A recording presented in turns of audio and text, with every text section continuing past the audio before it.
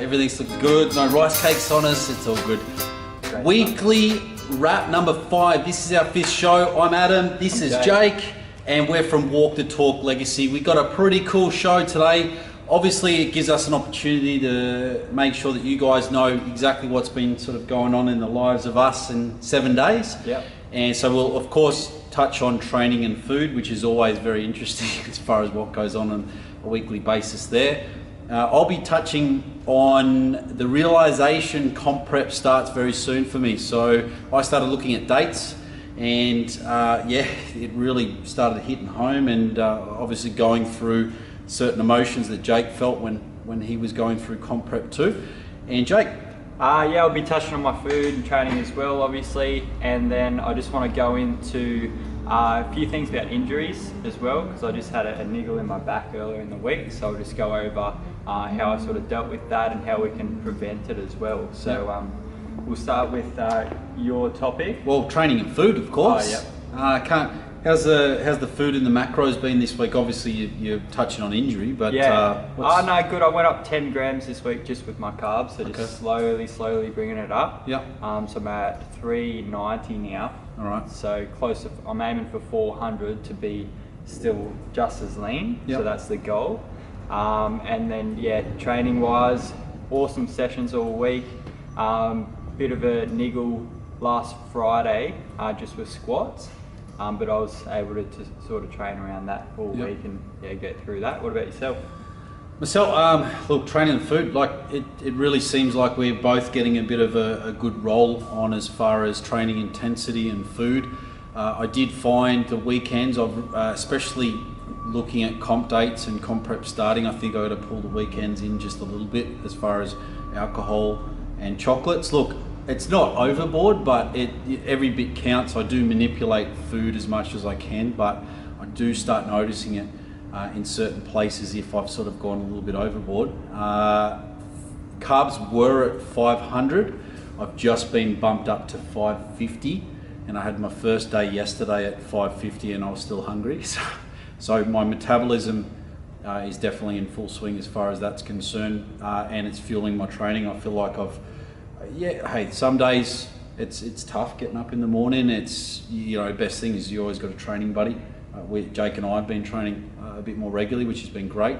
And same thing, just prepping come. It's another about month away before things really start the pedal goes to the metal. But apart from that, I'm pretty happy with the last 7 days. So yeah, I've realised this week that I'm still shocked at how I can still be sore after every session.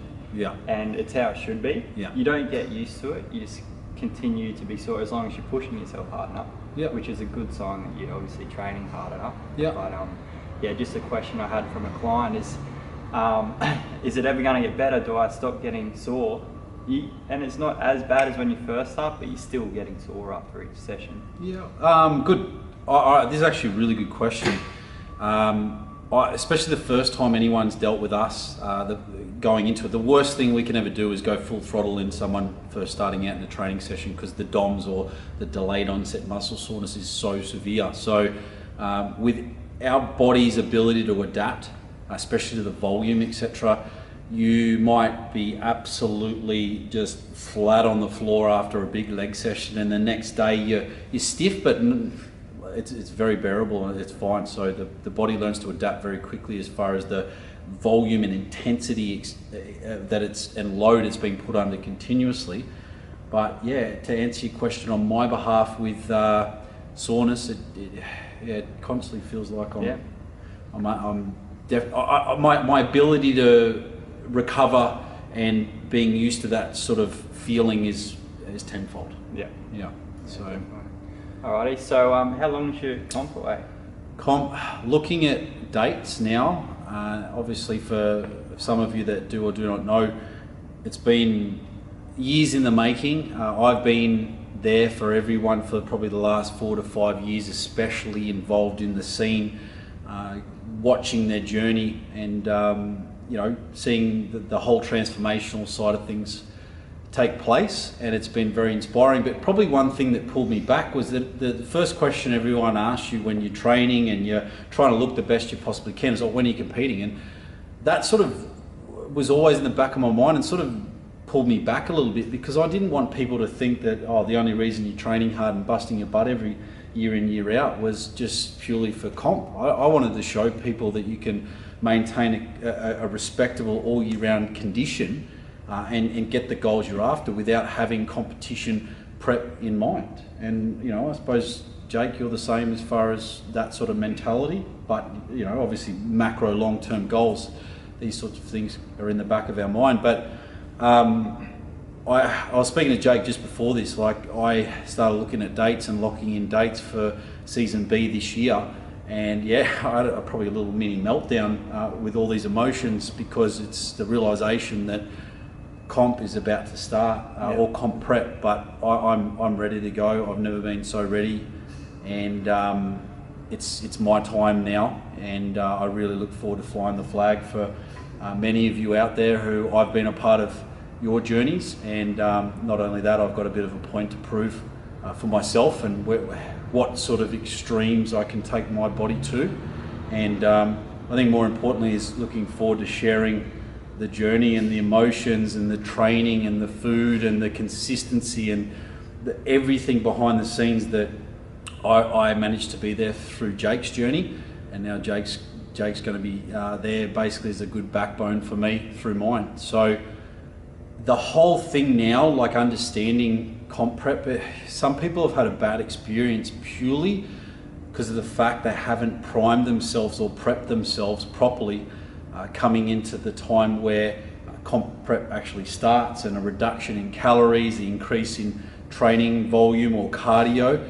And the biggest thing is if someone hasn't properly restored their metabolism hormonally, you know, a lot of different factors that come into play, and they're on very little food to start with, you've played all your hand. You've played all your cards, and you haven't got much room to move. And this is where some people on very low food or lower food when they start and still doing lots of training and cardio, you haven't really got too much room to move if you're trying to get to a very extreme low body fat, and especially for males as well. And I experienced that for a whole year, being on low food, 2.5 times less than what I was now, and I was holding more body fat because I was binging every weekend, and about 6 kilos heavier. Whereas now the whole goal for me was to get my food and my calories as high as possible while keeping as lean as possible, because I've got all this buffer to work with through, I think it's around a 26 to 28 week prep. So I've got a huge cushion here. The other question that's been thrown at me on a regular basis is cardio. Am I doing any sort of cardio? Absolutely none. Zero, which I will intend to keep for as long as I can. But people are like, oh no, you know, you've got to keep your insides healthy and your ticker. Well, honestly, if you train that hard to that intensity, you're getting a bit of everything combined, and metabolically everything is soaring through the roof. So cardio, HIIT training, that's another card or another deck of cards to play with, or another tool in the tool belt that I've got to use through this prep. So as you can see, I think it's been a pretty solid 2-year sort of process to get myself in this position where food's high, zero cardio, and obviously a long prep, so that it's a gradual reduction in body fat, and the whole aim is to maintain as much muscle as possible through prep, so that obviously I don't fall to the wayside, and muscles is burnt in the process, or muscle wastage due to the lack of calories or the too much cardio, etc. So look, there's many variables, I won't go into it, but it was an absolute primary goal to get my body prepped and ready to go pre-prep, so that come comp prep time, and for me, I'm all or nothing, so it'll pretty much mean the end to a lot of weekend enjoyment. It doesn't mean like I don't have a life. I'll still get out, I'll still socialise, but I think it's just a few more Pepsi Maxes instead of Asahi beers and a few other things. And you know what? In the end of the day, the body tells the story on stage. Walk the talk, speak with actions. That is the whole motto through this time, and I'm doing it for you guys to show you exactly what happens when you take things to another level again. Consistency and preparation as well. That's going to be a big one. So yeah, the cool thing's been seeing you put on so much size but stay lean, which is one sort of misconception, that you need to bulk up, put on excess fat to be able to gain muscle. Yeah, dirty bulk. I mean, Jake and I, as our knowledge base has grown through this, especially this last couple of years with research and understanding, your metabolic capacity, etc. The whole off-season or calorie surplus or off-season dieting, it is totally changed as far as our methods. The old dirty bulk, we've both been there and done it. One, mentally, it's not. I don't really like the thought of being in a whole off-season phase where you've basically got to get nearly out of shape to grow. As long as it's a steady process, you've got a game plan in place, and you're improving and progressing on the gym floor, and obviously getting your calories up from week to week, and your body's responding well. It's a slow process, but everyone wants it yesterday, so that's probably the biggest issue with a lot of people on off-season wanting to grow. But from my experience this time round, this is probably the leanest I've been, but not leanest I've been, but on 2.5, nearly 3 times more food. And I'm still seeing my midsection and my back and my chest, etc. So I'm pretty happy where things are at. I've learned a lot through this period, and all of this now, everything we do is so that we can gather this knowledge from our own experiences, and obviously pass it on to you guys as well. So bring on comp prep. I'm rearing and ready to go. I've never been so ready in my life, and looking forward to doing it with my close circle of friends, and hopefully flying the flag very high. Yeah, cool. That's going to be awesome. Yeah, it's been really good to see. And I just wanted to touch on injury stuff as well, because I got a niggle in my back Friday, as I said, just doing squats, and there was not much I could do about it. My form was good and everything like that as well. So I just wanted to mention, when you're trying to push yourself harder every week, you're always going to be at risk of injury, but you can do things to reduce that risk. So the things that we do, first thing is form, making sure you're not going heavier or jumping up too much weight each week than you should be. So they're the things you start off with, and then all your protective gear, so your belts, if you're doing your squats, deadlifts, knee wraps, even wrist support can help as well. So all them things will reduce that risk. And then the other thing is, once you actually, or if you do get a niggle or an injury, the thing that I've done the last week that's helped me recover almost 100% already, which is awesome, because if I didn't do it, I'd still not be able to train at all, pretty much. So you were in a bit of pain, weren't you? Yeah, it was pretty bad. So I go hot bath, and then I jump on the roller. Even though it's just my back, I do full body. Especially your glutes and your hammies and everything, they're all linked up. So you need to do full body, and then I'll stretch out afterwards as well. The whole time I'm nice and warm after my hot bath. So I do that, been doing it every morning, and then I've been able to train, just doing the same routine. The only change I do is I just wear a belt. So for shoulders, I'm wearing a belt, and just everything to minimise just making it worse. So at the moment, nearly fully recovered. For leg day, I just avoided squats, just did leg press, plenty of extensions and stuff, so I worked around it. And I think the biggest thing is mentally, I'm sweet, because I've still been training, and it's pretty much come good now. So niggles and stuff like that, you can usually treat yourself with hot bath, roller, stretching, things like that, just at home. And then anything more serious, just have some time off and maybe go and see a specialist, physio or something like that as well. So absolutely. Between us both, we've had more than our fair share of injuries, but it's having the ability or the education to work around it. Armour plate it the best you can, and obviously learn next time when you're feeling certain things that don't feel normal, and obviously knowing when to sort of pull it back a little bit, and exercises to work around it. Definitely. One thing I've definitely got to do is get back on the foam roller and start stretching a little bit more, because when I did, I noticed a huge difference, obviously, in range of motion and flexibility as well. So cool. Yeah, one thing's training hard, but yeah, it doesn't make sense to push through something that's going to go bad for you. So little niggles in glutes and lower back and stuff, we usually just stop, go on to a different exercise, or jump on the roller and fix that before we don't just go jump on and go harder. Well, so, but if it's burning and you're fatiguing and you stop, you're just a pansy. Yeah, pretty much.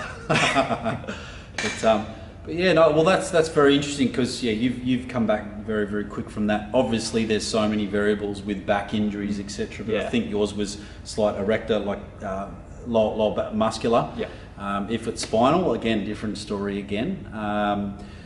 But yeah, as I said, like the body's natural capabilities of poundage.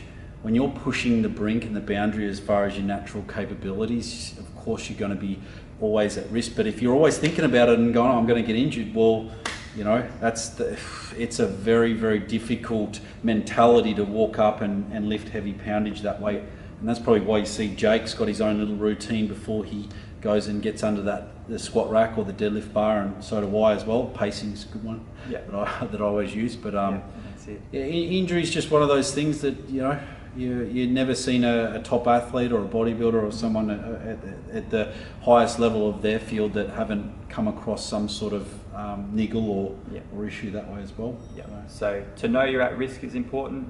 To know and set yourself up to reduce the risk is really important. Then to know what to do after you get injured, if you do. To know them things before it happens is really important, because then you're in the right headspace when it happens. You know what to do. Yeah. You can get back into it sort of as quick as you can. Yeah, good advice, Jake. On a totally different topic, I think it's pretty exciting for Jake and I, because the website's really coming together. It's been a lot of content and time and effort behind the scenes putting that together. But we've obviously got people under us that we're mentoring right across Australia and overseas as well. And we just wanted there was something very interesting that we came across when we both sit down and look at our mentor clients' food and general training habits.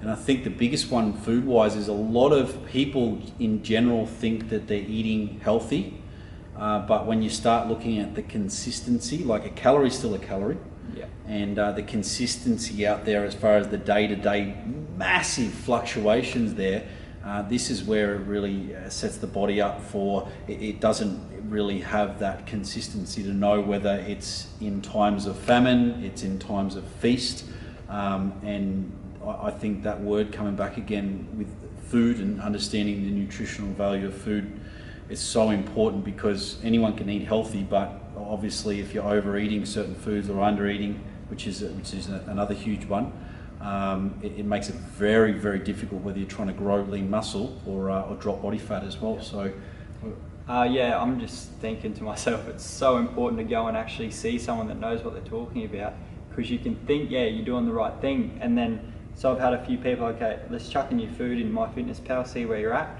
and they're just so far off where they should be to hit their goals that they talk about. Yeah. So what you're eating, your training, all needs to align with your goals if you want to hit them. Yeah. Otherwise, it's just not going to happen. So education. I mean, that's the biggest thing. We've made so many mistakes over the years, but we learn from them, and we're able to certainly pass these on to you guys as well. So keep an eye out for what's about to happen with the Walk the Talk Legacy website and the mentor intake, which Jake and I are really excited to be able to bring. And this plain and simple, Walk the Talk Legacy was built around being able to learn from our mistakes and further education, so that we can pass it on to you, so that you have the opportunity and the tools to be able to reach your particular goals based on you know, what you want out of your training or physique or general health. So yeah, definitely. Yeah. And the whole thing too with, say, my comp, yeah, that's one thing, and then it was the journey. That's where we get the journey part from for the Walk the Talk. Follow our journey, because it's that period there that you learn so much and you have the best time, and then hit the goal, and yeah, that's awesome too. But it's that journey that we want you to follow us on, and then to join us as well. So absolutely. And the other thing too is have fun. Enjoy the journey. That's probably the biggest one. And I can never stress enough, if you've got someone who wants to be on that same path with you, having a training buddy honestly is the best thing that could ever happen as far as that's concerned.